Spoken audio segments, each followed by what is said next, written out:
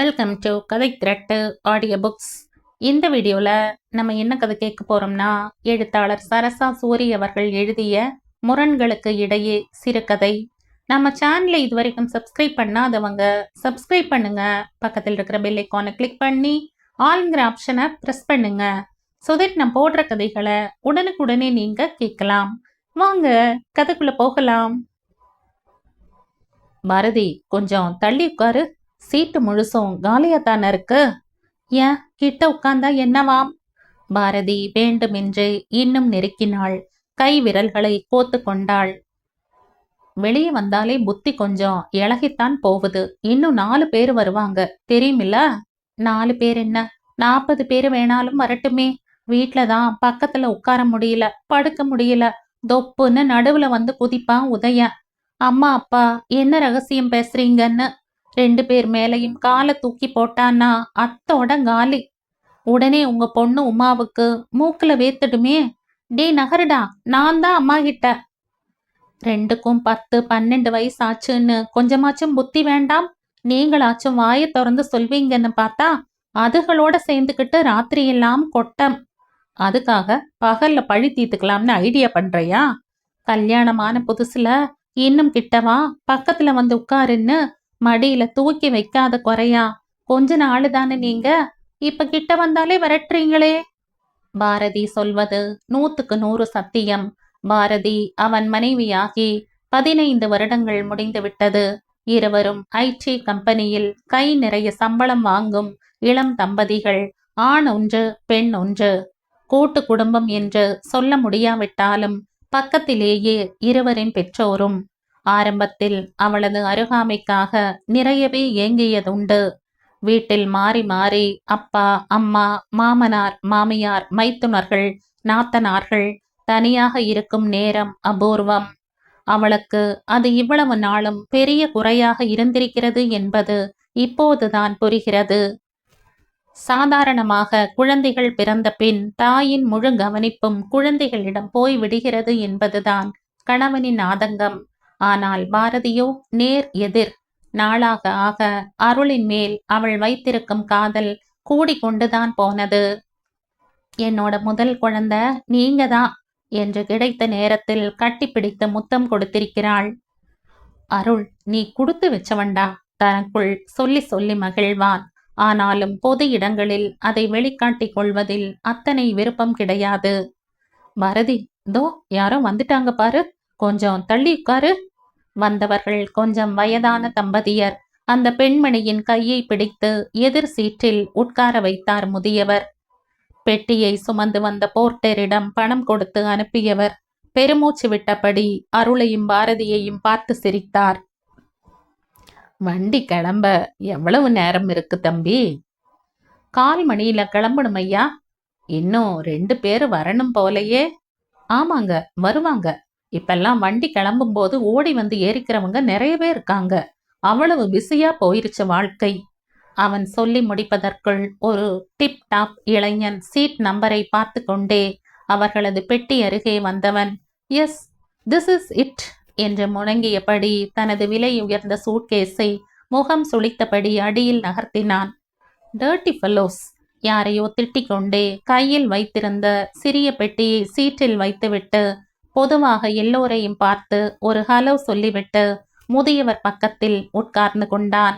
ஏதோ நினைத்து கொண்டவனாய் சீற்றில் இருந்த பெட்டியில் இருந்து மொபைல் சார்ஜரை எடுத்து, எக்ஸ்கியூஸ் மீ, நான் கொஞ்சம் மொபைலை சார்ஜ் பண்ணணும் என்றபடி பிளக்கில் சார்ஜரை சொருகிவிட்டு மொபைலை அருளின் அருகில் இருந்த டேபிள் மேல் வைத்துவிட்டு திரும்பவும் பெரியவர் அருகில் அமர்ந்து கொண்டான். எதிர் சீட்டு பெண்மணி இந்த வயதிலும் நல்ல திடகாத்திரமாயிருந்தார். சராசரிக்கும் கூடுதல் உயரம். முகம் முழுவதும் மஞ்சள் குளித்திருந்தது. முதியவர்தான் கொஞ்சம் படபடப்பாக தெரிந்தார். கையில் இருந்த பையில் ஏதோ குடைந்து கொண்டிருந்தார். என்னங்க, சித்த உட்காருங்களேன், என்னத்தை தொழாவிட்டு கிடக்கீங்க? இல்ல அம்மணி, வாழைப்பழத்தை எடுக்கலாம்னு தான். மாத்திரை போட்டு படுக்கணுமே, உனக்கு கிரு கிருன்னு வருமேன்னு தான். ஆமா விடுங்க, வண்டி கிளம்பட்டும். அதான் பிள்ளை நல்லா சாப்பிட வச்சு தானே அனுப்பி இருக்கு. ஒரு கிருப்பும் இல்லை. நீங்க ஒழுக்கமா ஒரு இடத்துல உட்காருங்க. விழுந்து கிழுந்து வச்சா அவள் செல்லமாக கோபித்துக் கொண்டது ரசிக்கும்படி இருந்தது. ஆனாலும் பெரியவர் விடுவதா இல்லை. வாழைப்பழத்தை தேடி கண்டுபிடித்து விட்டார். ஒரு பழத்தை பாதி உரித்து அவள் கையில் கொடுத்தார். தண்ணீர் பாட்டிலின் மூடியை திறந்து அவளிடம் நீட்டினார். அம்மணி அவர் கையில் இருந்த பாட்டிலை செல்லமாக பிடுங்கி மூடிவிட்டு பையை வாங்கி அதில் வைத்து தன் பக்கத்தில் வைத்து கொண்டார். அவர் பொறுமையாக வாழைப்பழத்தோலை அவளிடமிருந்து வாங்கி கொண்டு குப்பை தொட்டியில் போடுவதற்கு எழுந்தார். கொடுங்க, நான் பாத்ரூம் போகணும், அப்படியே போட்டுப்பிட்டு வாரேன். எதையும் பிடித்து கொள்ளாமல் லகுவாக நடந்தாள். பார்த்தம்மணி, பிடிச்சுக்கிட்டு போவியா? நானும் கூட வரட்டா? அவள் எதையுமே காதில் வாங்கி கொள்ளவில்லை. அவள் திரும்ப வரும் வரையில் அவருக்கு இருப்பு கொள்ளவில்லை. வண்டி நகரத் தொடங்கியது. என்ன அருள், 5 பேர் தானே இருக்கோம், இன்னொருத்தர் பாக்கி. அடுத்த ஸ்டேஷன் எதுலையாச்சும் ஏறுவாங்க, உனக்கு எதுக்கு அந்த கவலை? சொல்லிக் கொண்டிருக்கும் போதே ஒரு பெண், சுமார் 30 வயது, ஒட்ட வெட்டிய முடி, அப்போதே ஏறி இருப்பாளாயிருக்கும். Yes, this is my seat. ஏதோ கொலம்பஸ் அமெரிக்காவை கண்டுபிடித்தது போல் உற்சாகத்துடன் அந்த இளைஞனை நோக்கி கையை நீட்டினாள். எழ இருந்தவனை கை அமர்த்தி, இட்ஸ் ஓகே, நான் இங்க உட்கார்ந்துக்கிறேன் என்று கூறிவிட்டு பாரதியின் பக்கத்தில் உட்கார்ந்தாள். வண்டி வேகம் எடுத்தது. அருள் பாரதியின் கையை லேசாக அழுத்தினான். இப்போ உனக்கு திருப்தியா என்பது போல அவள் அவன் மேல் சாய்ந்து கொண்டாள். அந்த யுவதி எழுத்திருந்தாள், கையில் சார்ஜர். யாரோட மொபைல்? கேன் ஐ சார்ஜ் மைன்? சுத்தமா சார்ஜ் தீர்ந்து போச்சு. இன்னொரு பிளங் இருக்கே என்றாள் பாரதி. அது உடஞ்சிருக்கு போல தெரியுது. அதற்குள் அந்த இளைஞன் குறுக்கிட்டான். என்னோடதுதான், இன்னும் 10 நிமிஷம் ஆகும். அதுக்குள்ள என்ன அவசரம் என்று ஏதோ முணுமுணுத்தான். அவளும் பதிலுக்கு ஏதோ முணுமுணுத்தபடி மறுபடியும் இருக்கையில் அமர்ந்தாள். நீங்க 2 பேரும் கீழ்பெர்த்தா இருக்கும், அவள் அந்த வயதான தம்பதியினரிடம் பொதுவாக வினவினாள். ஆமாமா, என்னமோ கிடைச்சிடுச்சு, இல்லைன்னா ஏற முடியுமா? உங்களுக்கு நடுபெர்த்தா? எனக்கு அப்பர்தான் கிடைச்சது. வேற வழி இல்லைன்னா ஏற வேண்டியதுதான். நடுவுல 2-3 தடவை இறங்கணும், அதான் போர். நான் மேல போறேன், நோ ப்ராப்ளம்ஸ், ஏறி படுத்தா அவ்வளவுதான். அருள் முந்திக் கொண்டு பதில் சொன்னதும் தேங்க்யூ சோ மச் என்றாள் அந்த பெண். எதிர் சீட்டு இளைஞன் அவளை பார்த்து முறைத்தது பாரதிக்கு என்னவோ போல் இருந்தது. அருளின் காதில் ஏதோ கிசுகிசுத்தாள். அருள் அதை ஆமோதிப்பது போல முறுவலித்தான். சரியாக சொன்னபடி 10 நிமிடத்தில் மொபைலை எடுத்து விட்டான். திடீரென்று 2-3 பேச்சு குரல்கள், தட தடவென்ற ஷூக்களின் சத்தம். அந்த இளைஞன் எழுந்து நின்று எட்டி பார்த்தான். 2 போலீஸ், பின்னாடி 4-5 பேர். என்ன நடக்குது? வைட், எல்லாரும் சீட்ல உட்காருங்க, நாங்களே உங்ககிட்ட பேசத்தான் போறோம். கொஞ்சம் பலத்த குரலில் ஒரு போலீஸ் இன்ஸ்பெக்டர் அவர்களை பார்த்து, இங்க பள்ளிக்கூட யூனிஃபார்ம் போட்டுக்கிட்டு ஒரு பையனும் பொண்ணும் போறத யாராச்சும் பார்த்தீங்களா? எல்லோருமே இல்லை என பலமாக தலையாட்டினார்கள். பள்ளிக்கூடத்துல இருந்து நேரா விட்டுட்டு ஓடி வந்திருக்காங்க, வீட்டை விட்டு ஓடி வந்திருக்காங்க. இந்த வண்டியில தான் ஏறினதா தகவல். சார், இந்நேரம் யூனிஃபார்ம் மாத்திக்கிட்டு கூட்டத்துல மறைஞ்சிருப்பாங்க sir. You are very correct. வயசு பசங்களையும் என்கொயரி பண்ணணும், ப்ளீஸ் கோஆப்ரேட். கொஞ்ச நேரம் அந்த கம்பார்ட்மெண்ட் மௌனமாகியது. இளைஞன் ஆரம்பத்திலிருந்தே அந்த யுவதிக்கு பதிலடி கொடுத்த வண்ணம் இருந்தான். காதல்ல இன்னொரு வகை இருக்கு, மறந்துட்டீங்களே? அருள் என்ன சொல்ல போகிறான் என்று பாரதிக்கு புரிந்துவிட்டது. கல்யாணத்துக்கு அப்புறம் வரும் காதல். அம்மா அப்பா பார்த்து வச்ச பொண்ணு நிச்சயம் நல்ல பொருத்தமாத்தான் இருக்கும்னு மனசார ஏத்துக்கிட்டு அவளையே காதலிக்க ஆரம்பிச்சா அதை விட சுகமான காதல் எதுவுமே இல்லைன்னு நான் அனுபவிச்சு உணர்ந்துகிட்டேன். எல்லாரோட முழு ஆதரவும் இருக்கும்போது என்ன கவலை? அதற்குள் ஒரு பொதுநல விரும்பி பொதுவாக எல்லோரிடமும் ஒரு தகவலை பகிர்ந்து விட்டு போனார். பள்ளிக்கூட சிறுவனும் சிறுமியும் பிடிபட்டு விட்டார்களாம். ஓடும் ரயிலில் இருந்து குதிக்க தயாராக இருந்தவர்களை போலீஸ் மடக்கி பிடித்து விட்டதாம். பாருங்க தம்பி, இதுதான் காதலா? 2 பேரும் என்னத்தை சாதிச்சு புட்டாங்க, ஒன்னும் விளங்கல. அம்மணி வருத்தப்பட்டார். சரி, எனக்கு தூக்கம் வருது, நேரு ஏர்போர்ட்ல இருந்து வர. நேத்து ராத்திரியும் தூங்கல. யுவதியின் கோரிக்கை உடனே ஏற்றுக்கொள்ளப்பட்டது. 10 நிமிடத்தில் எல்லோரும் ஆழ்ந்த நித்திரையில்.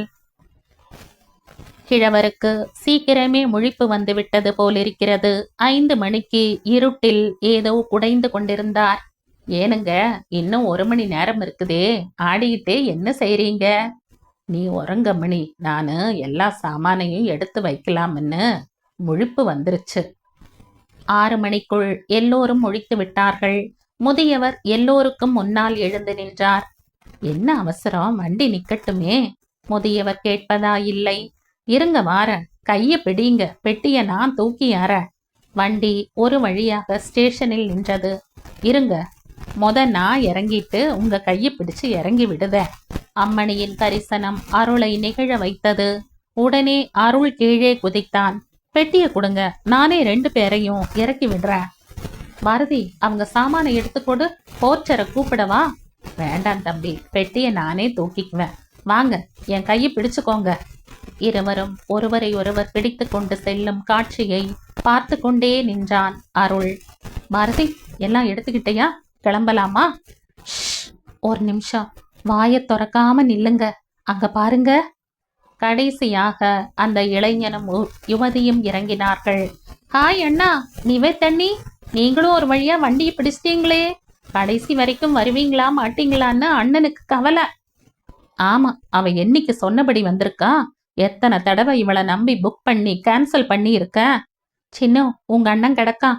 ட்ரெயினை மிஸ் பண்ண கூடாதுன்னு தலை தெறிக்க ஏர்போர்ட்ல இருந்து ஓடி வந்து ஏறின. என்ன சொல்லணும்? அண்ணி, உங்க பஞ்சாயத்து தீரவே தீராதா?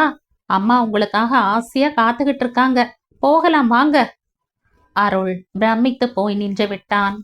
எனக்கு அப்பவே சந்தேகம். நீதான் பயங்கர கில்லாடியாச்சே. செல்லமாக பாரதியின் கன்னத்தை கிள்ளினான் அருள். இருவரும் கை கோர்த்தபடி நடக்க ஆரம்பித்தார்கள்.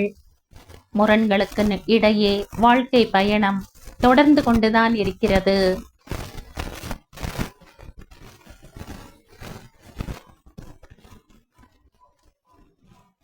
இதோடு இந்த கதை முடியுது. இந்த கதை உங்களுக்கு பிடிச்சிருந்தா லைக் பண்ணுங்க, ஷேர் பண்ணுங்க, சப்ஸ்கிரைப் பண்ணுங்க.